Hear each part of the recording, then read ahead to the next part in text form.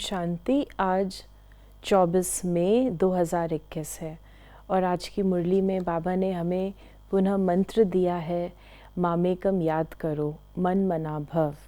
बाबा ने हमें कर्म योगी बनने का मंत्र बताया कि भले तुम गृहस्थ व्यवहार में रहो, क्योंकि तुम्हें कर्म तो करना ही है। चाहे तुम कोई भी काम करो, आज बाबा ने कहा चाहे बढ़ई का काम करो, चाहे कोई अपनी जॉब कर रहे हो, कोई भी हम काम करते हैं, लेकिन मन बाबा में लगा रहे, बुद्धि योग मेरा बाबा की ओर हो, तो हमारे विकर्म विनाश होते रहेंगे। आज की मुरली में बाबा ने हमें वरदान दिया, करना और कहना इन दो को समान बनाकर क्वालिटी की सेवा करने वाले सच्चे सेवाधारी भव। तो बाबा ने हमें जन्मते ही सेवाधारी बना दिया। ब्राह्मण जीवन का श्वास सेवा है। हम अपने चाल चलन चेहरे संकल्पों से तन मन धन से सेवा करते ही रहते हैं, लेकिन सच्चा सेवाधारी किसे कहा जाएगा?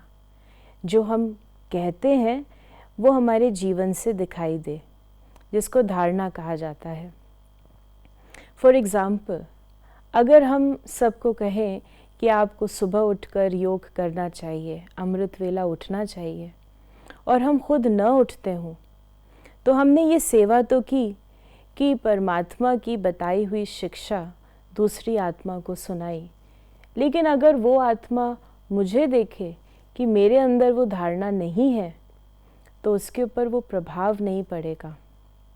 यह जब हम कहते हैं कि क्रोध नहीं करना चाहिए, काम क्रोध नरक के द्वार हैं, लेकिन जब हमारे अंदर क्रोध आ जाता है तो वो एक डिससर्विस का काम करता है।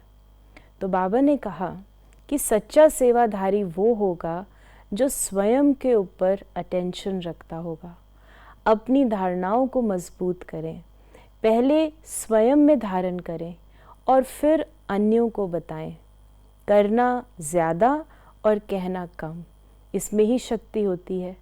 जैसे कोई बहुत अमृत है और उसमें छोटी सी विष की बूंद चली जाए तो वो अमृत भी पूरा विष बन जाता है। इसी प्रकार अगर हम बहुत सेवा करें, सब कुछ ठीक कर रहे हैं, लेकिन छोटी सी हमारी गलती से दूसरी आत्मा के ऊपर वो प्रभाव ख़त्म हो जाता है। इसलिए हम इसका अटेंशन रखें कि मैं सच्चा सेवाधारी हूँ, और सच्चा सेवाधारी करता है और फिर कहता है। धारणाओं को हम जीवन में लाएं और धारणाओं के द्वारा हम बाबा को प्रत्यक्ष करें, बाबा की सेवा करें। ओम शांति।